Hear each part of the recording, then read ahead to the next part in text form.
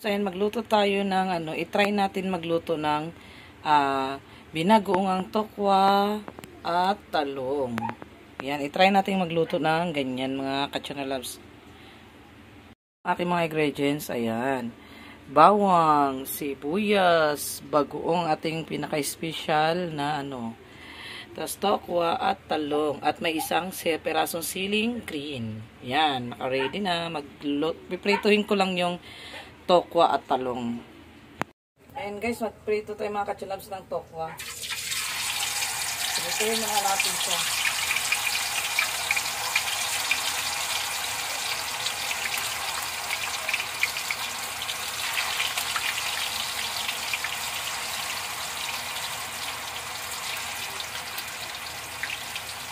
Ang ginawa ko palang nito mga ka-channel-loves, cubes na pala ginawa ko sa tokwa para hindi ko na siya ihiwain pa pagtapos iprito.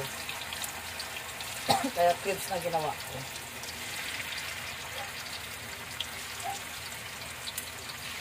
Prituhin natin yung tokwa at saka talong bago tayo mag-isa. Para hindi siya yung tawag nito madurog. Kasi pag inisan nyo ito, hindi pinarito, durog to.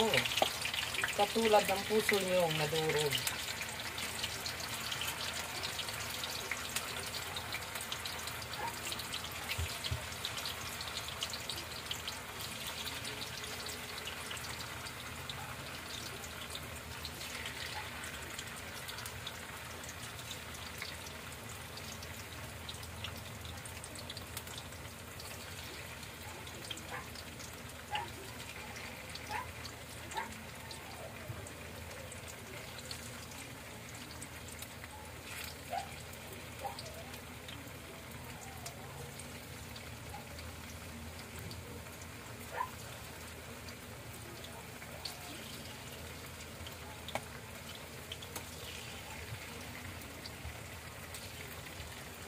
Yan, antayin na lang natin siyang mag-brown mga ka-channel-loves. Baliktad na natin mga ka-channel-loves ang ating first na sinalang na tokwa. Yan, nakabaliktad na. Ganyan lang siya, pa-brownin mo lang siya para hindi siya madurog pag yung ginisa na. Tapos ko na lutuin ang ating tokwa. Tapos ko na siyang prituhin yung tokwa natin. Loves, ayan, nakasalang na yung ating talong. Iprito natin yung talong natin. Mga ka-channel-loves, mag-isa na tayo ng ating para maluto na natin yung ating binagoong tokwa at talong. Yan. Mag-isa na tayo. Kasi anong oras na? Hapunan natin to. Mag-alas 7 na.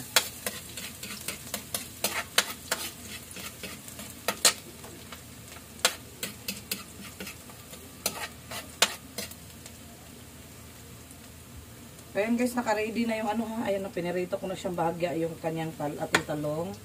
Tapos yung ating tokwa.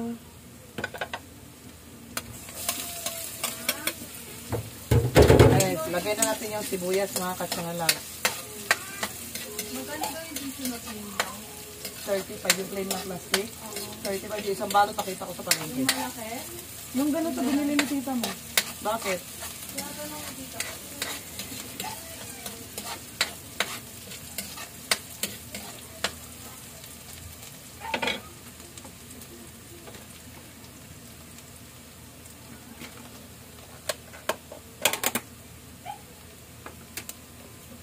Ngayon, lagay ito sa bagoong. May natira pa kasi sa isang lagyan ng sayang. Sama na natin.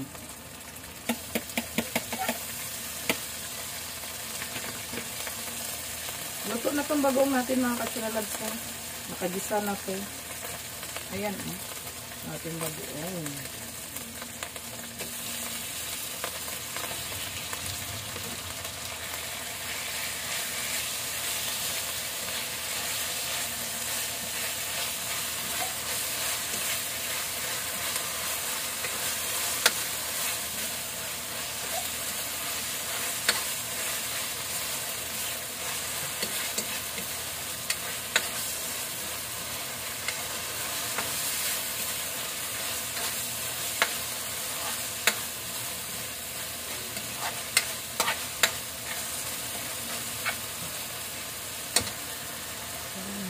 natin lagyan. No.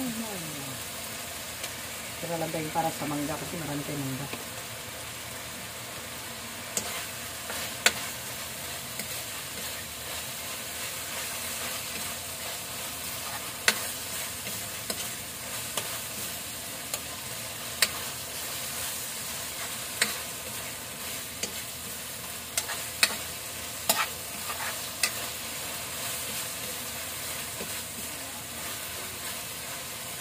Yan.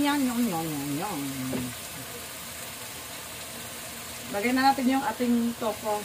Mga katsunalags. Ayan. Kasi walang timpla yung tofu natin. Pinirito ko lang yung walang timpla. Kaya ko lang lagay ng timpla.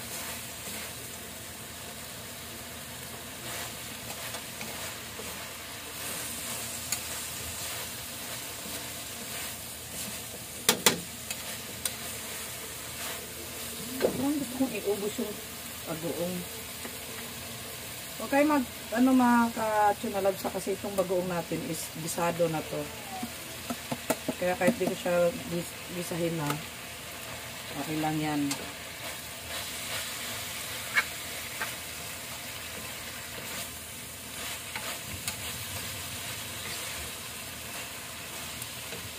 Lagyan natin siya ng konting water. Ang ating gamitin pang water kaya yung nilagyan natin ng alamang para meron siyang lasya.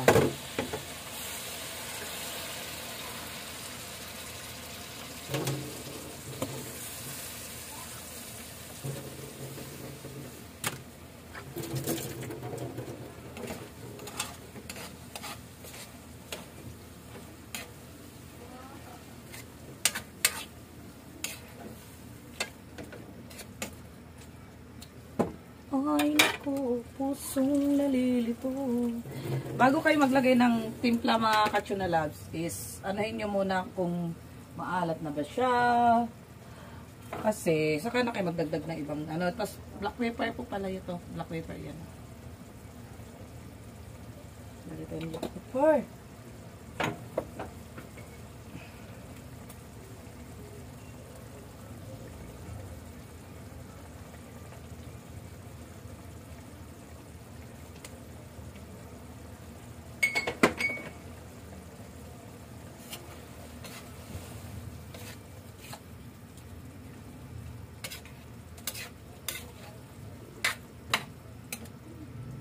Kaumanghang to. Dito pa yung siling pula na pinanggisa sa bagoong. Tanggalin natin. Baka masyado umanghang.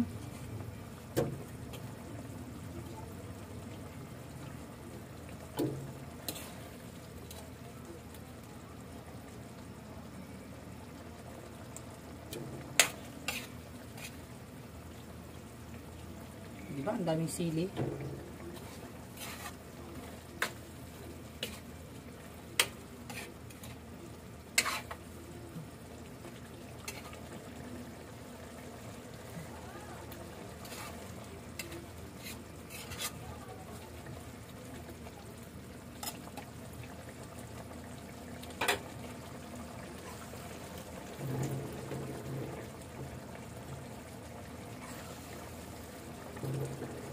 Kasi pag nilagay natin yung talong dyan, mawawala yung sabaw. Nilagay natin yung sabaw.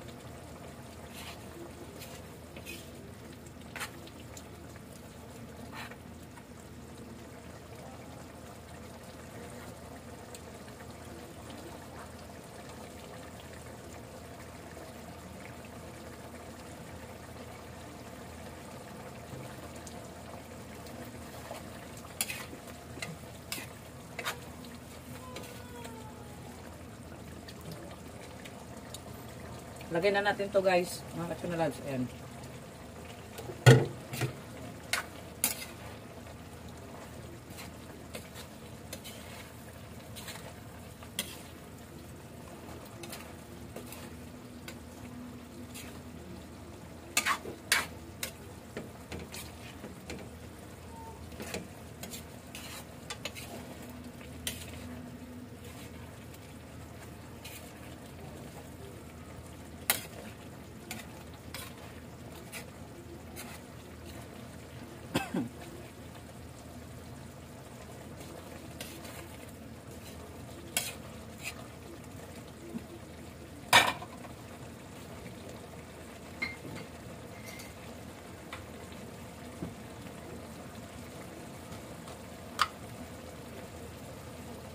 Maglagay akong konting sugar.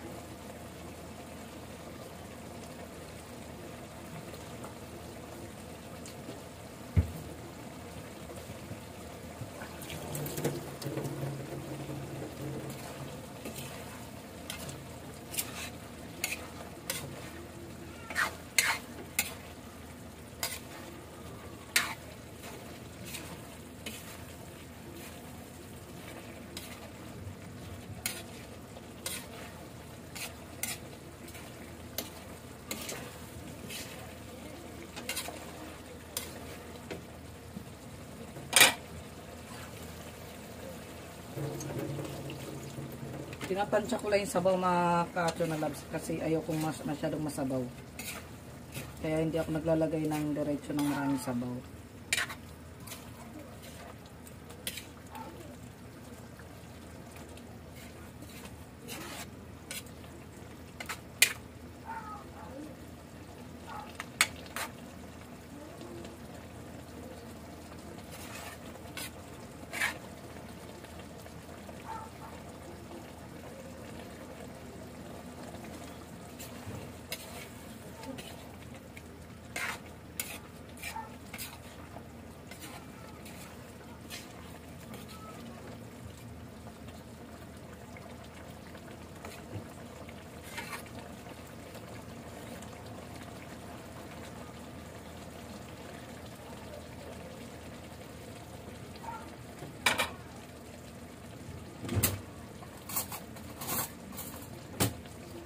Alam nyo, ka-Chona Loves, excited ako kumain. Kasi parang ang sarap. Ito na nga, tinitikman ko na. Ay!